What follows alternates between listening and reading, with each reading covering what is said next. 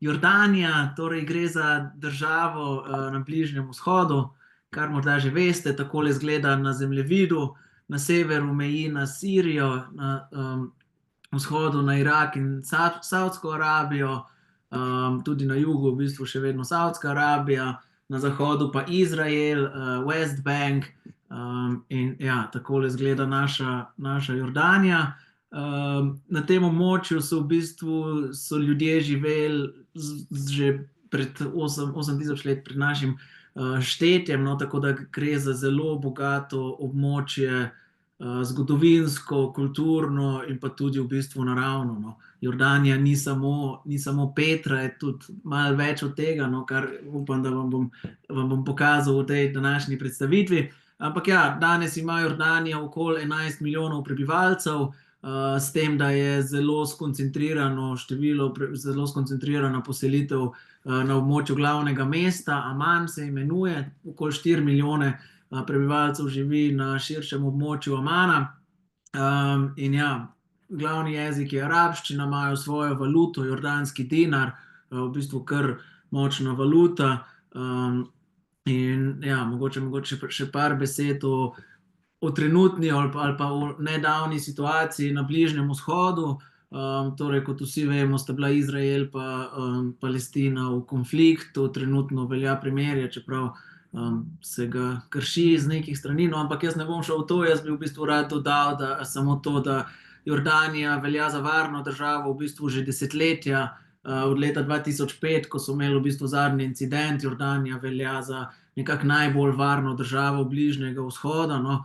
In to se kaže s tem, da so v bistvu v dobrih odnosih in z Izraelom, ker so pač v dobrih odnosih z Američani, in pa tudi s Palestinci, zgodovinsko gledano, Jordanci v bistvu so Palestinci, tako da oni niso trenutno v konfliktu z nikomer. No.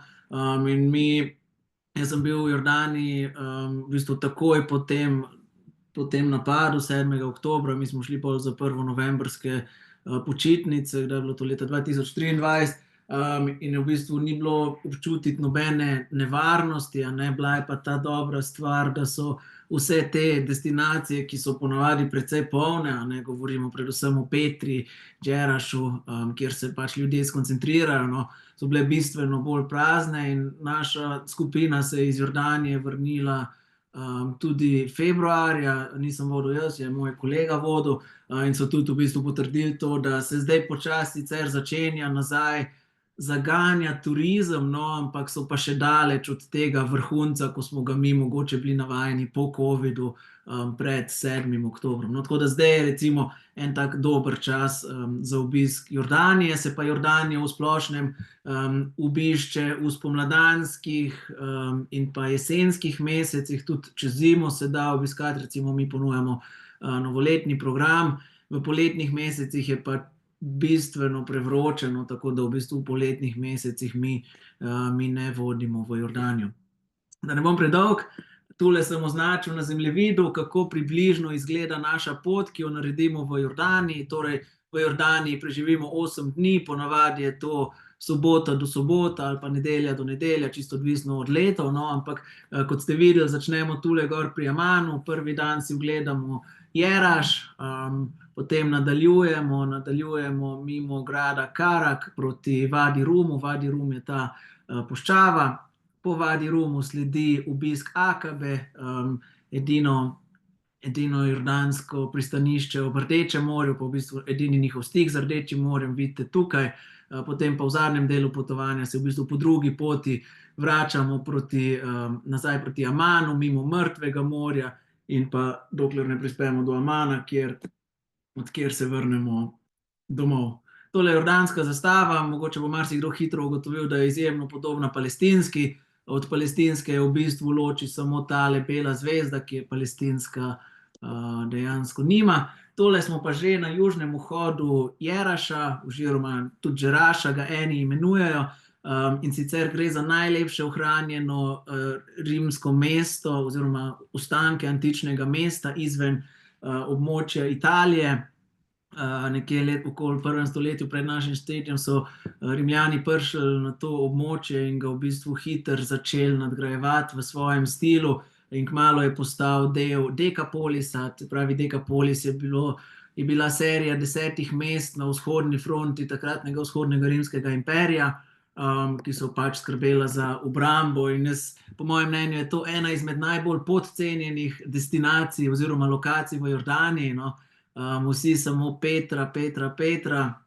Ampak tle je res na vrhuncu v tem mestu živelo okoli 20.000 prebivalcev, imajo 2 amfiteatra, 3 templje. Sicer je dan danes v relativno slabem stanju, ne moramo vedeti, da je nekje do 6. stoletja v bistvu to mesto živelo, potem pa ga je po arabski osvojitvi, tudi zaradi enih potresov, no, je začelo propadati, tako da recimo gledamo več kot 2000 let stare ostanke, ampak najboljša stvar tukaj je ta, da se v bistvu lahko prosto sprehajaš po tem mestu in recimo, ko hodiš po tej glavni ulici, po Cardius Maximusu, nekako res lahko dobiš občutek, kot da si ti takrat tam. In res, ne vem, če za primerjavo samo vidite, kako velik je človek, to so res masivni stebri in tega je ogromno, izjemno lepo v rimskem stilu oblikovani. Tule južni teater, detajli, skratka, res mi v bistvu prvi dan, potem ko prispemo, preživimo v Džerašu, se malo sprehodimo okoli, v bistvu je kar veliko za videti, no, sploh za tiste, ki jih mogoče to malo bolj zanima, je kar raj tale Džeraš, ostanki rimske pisave.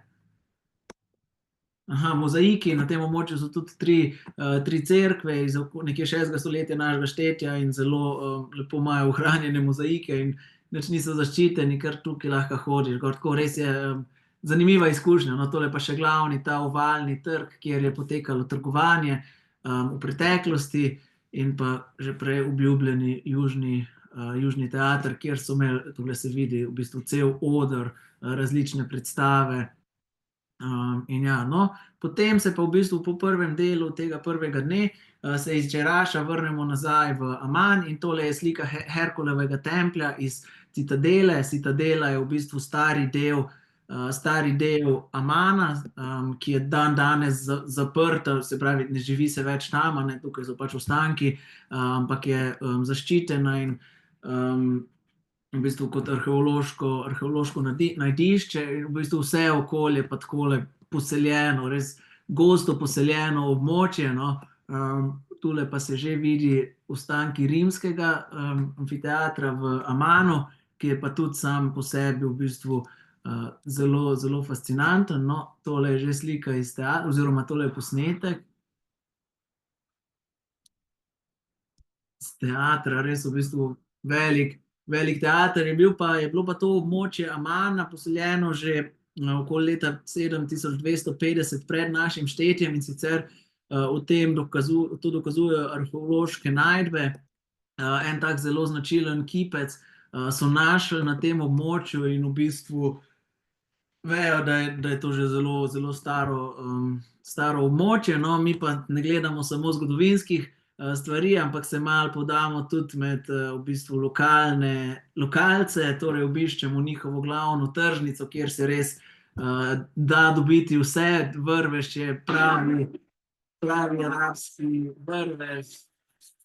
Bom malo kasneje pokazal, no, vse se da kupiti, lahko da vreščke, sadje, kako suho sadje, imajo pa tega res precej veliko, olive, meso, skratka ni, da ni. Tukaj imamo malo prostega časa, zato da še vsak malo sam razišče. Jaz običajno nakupim takole čaje in pa začimbe, ker so v bistvu izjemno poceni, no, pa te res ta prave so, tako da je dobra.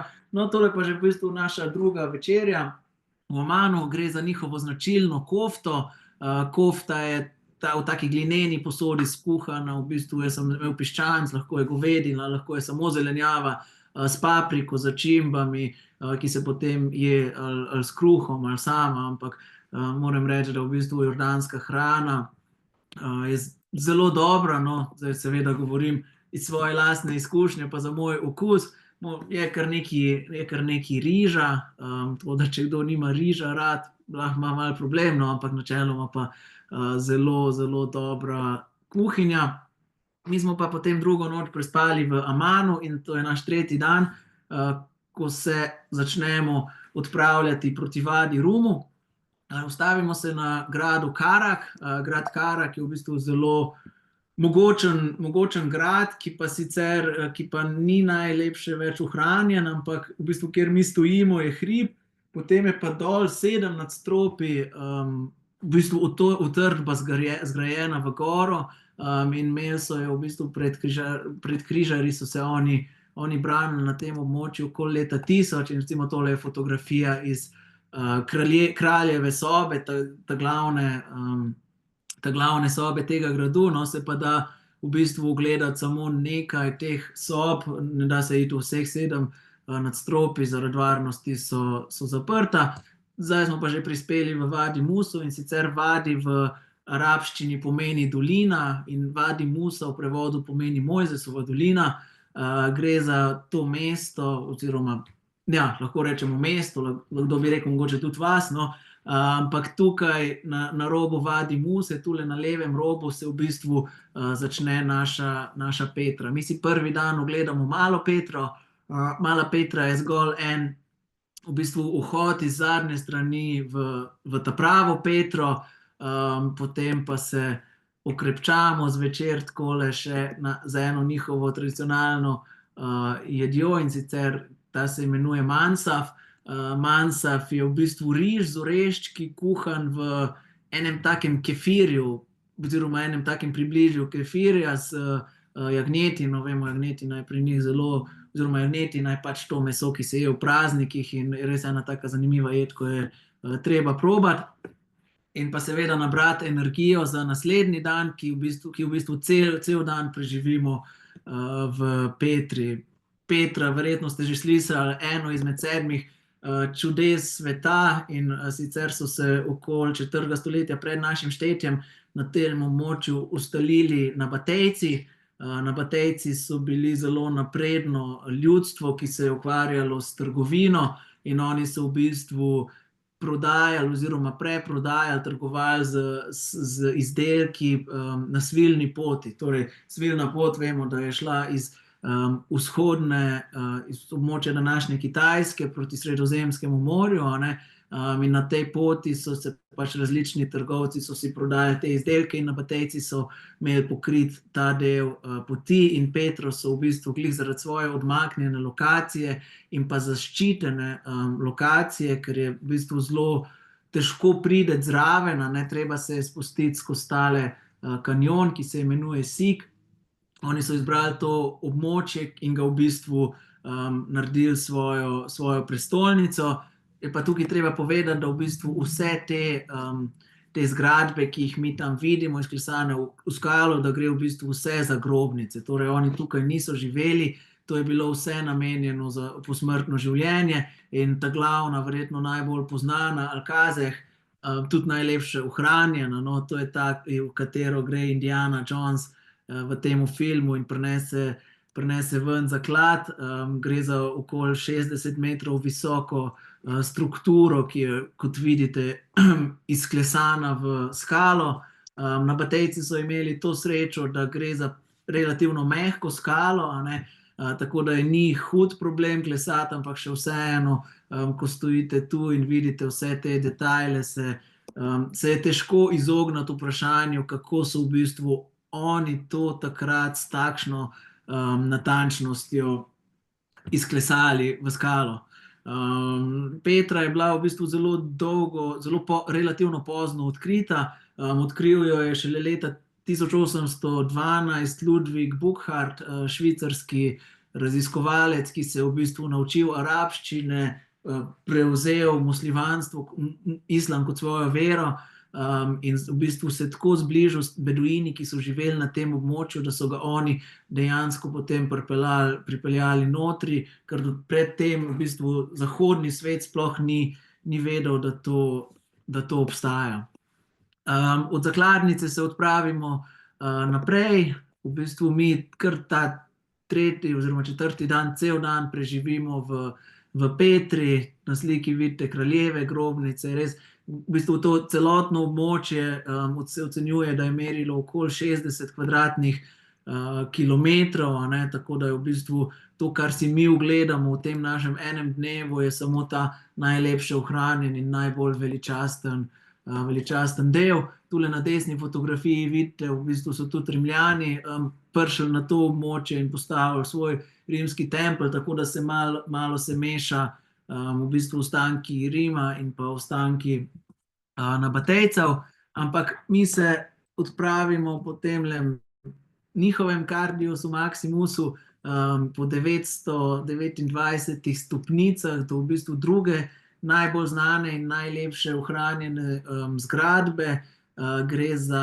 Gre za samostan, monastery ga oni imenujejo. Ocenjuje se, da ni bil čisto v celoti dokončan, oziroma da je pri gradnji šlo nekaj narobe, ker recimo ni nobenih kipov izklesanih, bistveno manj je okrašen, je pa v bistvu večji od same zakladnice, tam ima tudi premera 60 metrov in je res veličasten prizor se odpre pred tabo, ko to vidiš. Mogoče bi tule samo na levi še opozoril, poglejte, dokje je v bistvu segala skalna stena. To je še, ne vem, 20 metrov skale so oni v bistvu odbili, razbili, preden so sploh prišli do tega. Zdaj, ene teorije ocenjujejo, da so v bistvu naredili napako, pa da so mogli popravljati, ampak ja, tole smo mi zraven za primerjavo. Skratka, tudi v zadnjih imate nekaj ljudi, gre za res ogromno grobnico. V bistvu so te glavne grobnice so zaprte za obiskovalce, torej se ne da iti notri, ampak v bistvu notri pravzaprav ni nič.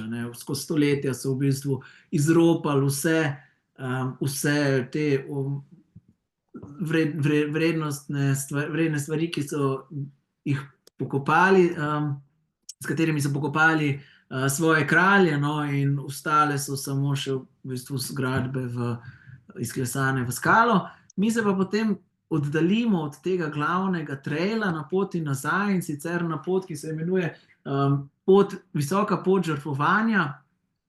Mogoče se tukaj zelo lepo pokaže naša duša Life Treka oziroma naš moto. In sicer naš moto je vedno malo dlje in res se vedno trudimo v bistvu preseči tisto običajno izkušnjo destinacije in dodati nekaj. In recimo v Petri je zagotovo tale trail, kjer je v bistvu bistveno manj turistov oziroma ni praktično nobenega, in pa takole lahko greš v te grobnice in jih dejansko vidiš od oznotraj. Recimo ta je čist črna zaradi dima, zato ker so kasneje po nabatejcih so v teh jamah stoletja v bistvu živeli nomadi iz tega območja in šele v 19. stoletju so jih jordanske oblasti v bistvu preselile v sosedno vas, zato ker je takrat Petra začela postajati turistična destinacija. Tudi tule je ena takale, takole izgleda, ko greš ven, res. In saj vidite, tukaj v bistvu ni nobenega traila, se sploh ne vidi, ampak je ena pot, ki omogoča, da se spleza tukaj ven in je res lepa izkušnja. Potem se pa pride v bistvu gor takole na hrib in tule dol v dolini se nahaja ta pot, po kateri smo šli do sem. Sledi povratek nazaj skozi Sotesko oziroma Sig proti našim avtomobilom in pa takole smo potem šli še na sončni zahod nad Petro, nas je peljal ta naš gostitelj. Četrti dan se odpravimo proti puščavi Vadi Rum. Tole sliko sem dal noter, zato ker bi rad povedal nekaj besed o tem, kako se v bistvu mi lotimo vodenja Jordanije. Torej mi Jordanijo vodimo tako kot še nekatere druge naše programe z avtomobili, v katerih so običajno 4 osebe, udeleženci, so obveščeni o tem, da bo verjetno možnost, oziroma ste obveščeni o tem, da bo možnost, da bo treba voziti avto, ampak v Jordaniji to ni noben problem, ker so v bistvu ceste in vsa infrastruktura je zelo lepo urejena. Tu gre tudi zato, ker mi v bistvu vedno naše programe izvajamo v manjših skupinah. Tole je bila v bistvu za nas že kar velika, ponavadi so 3 vozila, okoli 12 udeležencev v naših skupinah in zakaj smo se v bistvu poslužujemo tega sistema. Jaz, ko sem začel Jordanijo voditi, smo jo delali na malo drugačen način in sicer z lokalnimi vodiči, ki so bili vse čas z nami in v bistvu ta lokalni vodič potem nam ni omogočil nobene svobode. Vedno smo mogli iti tja, kamor nas je on peljal, na tisto plažo, ko se je on zmenil. Skratka, vse je šlo čez njega. Zakaj je šlo čez njega? Zato, ker je on pri vsaki stvari v bistvu pobral provizijo. In on je peljal nas na večerjo, ko mogoče stane 15 dinarjev, pa nam je prodal za 25. Zato smo se v bistvu odločili, oziroma ugotovili smo, da lahko sami bistveno boljše izvedemo celotno storitev, tako da te transferje izvajamo sami na vsaki od lokacij, se pravi Petra, Jeraš, Citadela v Amanu, Aman mesto, imamo pa lokalne partnerje, ki nam pač odvodijo te dele. Ampak ja, 4. dan našega potovanja se odpeljemo proti Vadi Rumu. Vadi Rum se imenuje tudi kot puščava Lune in sicer gre za ogromno puščavo in na tej točki bi rad povedal, da se v bistvu tukaj ta del, ki ga bom predstavil zdaj, se lahko razlikuje od programa do programa. Torej, mi ponujamo 4 različne programe v Jordaniji: Jordanija za družine, Trekking Jordanija, Jordanija za popotnike in pa novoletna Jordanija. Pri vseh programih obiščemo puščavo Vadi Rum. Glavna razlika je samo ta, da v programu Jordanija Trekking v bistvu v puščavi preživimo 3 noči, v vseh ostalih programih pa samo 1 noč oziroma en cel dan in pa del naslednjega dne. Predstavil bom najprej, kako izgleda prvi dan v vseh programih, potem pa še te dodatke, ki so v bistvu v programu Jordanija Trekking. Ampak takoj, ko prispemo na rob puščave, nas sprejmejo tele lokalni vodiči, vsi so beduini in nas naložijo na džipe. In mi v bistvu začnemo z raziskovanjem. Prva na našem postanku je ena soteska, kjer se nahajajo, oziroma ocenjuje se, da so te petroglifi, ki se tam nahajajo, tudi do 5000 let stari. Tako da res zanimivo v bistvu to videti, tam se jih praktično skoraj dotakneš. Potem obiščemo en skalni most, to je drugi najvišji skalni most v puščavi Vadi Rum, da se iti gor pa si slikati.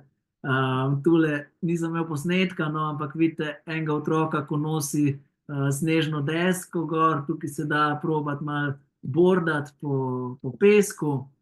Obiščemo najvišjo sipino v puščavi Vadi Rum, da se dogovoriti, da nas takole peljejo okoli malo s kamelami, če je želja. In pa še v bistvu moj najljubši del dneva je pa sončni zahod, in sicer vsak večer nas potem te vodniki odpeljejo na eno točko, kjer se bo pač dobro videl sončni zahod. Takole naredijo ogenjček, s sabo imajo v avtu vedno te čajnike in pripravijo njihov pravi čaj z žajblom in pa precej sladkorja. Potem pa sončni zahodi v puščavi so na jasen dan izjemno veličastni, in res je en tak lep način, da se zaključi dan. Zdaj smo pa že v bistvu, to zdaj malo preskakujem, ker je sonce že zašlo, tu je pa zdaj sveto posnetek, ampak par besed o tem kempu, kjer smo nastanjeni, zato ker pogosto dobimo veliko, oziroma ljudi pogosto skrbi, kako bomo zdaj mi to spali v nekih šotorih v puščavi. Gre za kemp, kjer so v bistvu vse amenitete, ki jih človek potrebuje, od kopalnice, prave postelje, jogija. Tam je pa tudi v bistvu poskrbljeno za hrano in jemo na tradicionalni beduinski način. In sicer to je takole kuhanje v zakopanem sodu, kjer so naredili oni žerjavco in potem v bistvu tole postavijo noter, prekrijejo z alufolijo in pustijo, to je v bistvu neka taka podpeka naša. Pustijo nekaj ur in potem zvečer se tole, ponovadi je piščanc, krompir, zelenjava, tudi kakšna jagnjetina, se takole ven vzame in streže.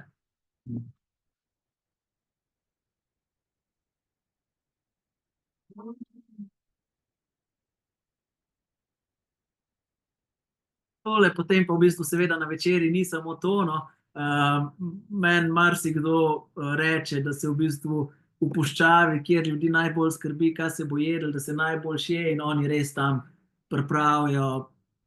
Ni da ni, ne vem, 5 različnih solat, humusi, meso, skratka, res nas razvajajo. No. Takole pa izgleda tale kamp, kjer smo nastanjeni. In sicer šotor ponavadi delita 2 osebi, razen če so družine, so tudi po 3 ali pa 4.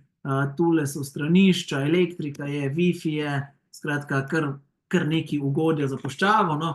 Takole pa izgleda ena običajna sobica, mogoče za čigav okus preveč načičkana po domače, no, ampak v tradicionalnem beduinskem slogu bogato okrašena. Takole imajo prostor za druženje, na ognju je vedno pristavljen njihov tradicionalni čaj, no, in po večeri se ljudje običajno zberejo ob ognju, spijejo še zadnji čaj pred spanjem, ti beduini pa takole malo zaigrajo in zapojejo.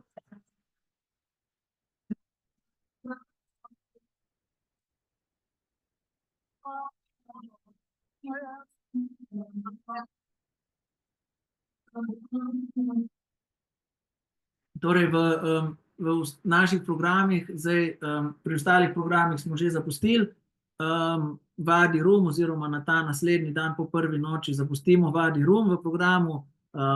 Trekking pa v bistvu obiščemo še jordanski najvišji vrh, Džabel Amudami, 1862 metrov, v bistvu nič kaj zahteven vzpon, no. Pa tudi, tako kot sem rekel, no, Jordanijo običajno obiščemo spomladi in jeseni, tako da tudi vročina tukaj ni huda ovira, se pa tukaj v ozadju te gore, to je že vse Saudska Arabija, torej iz vrha dol se zelo lepo vidi v bistvu meja, kako je zaščitena.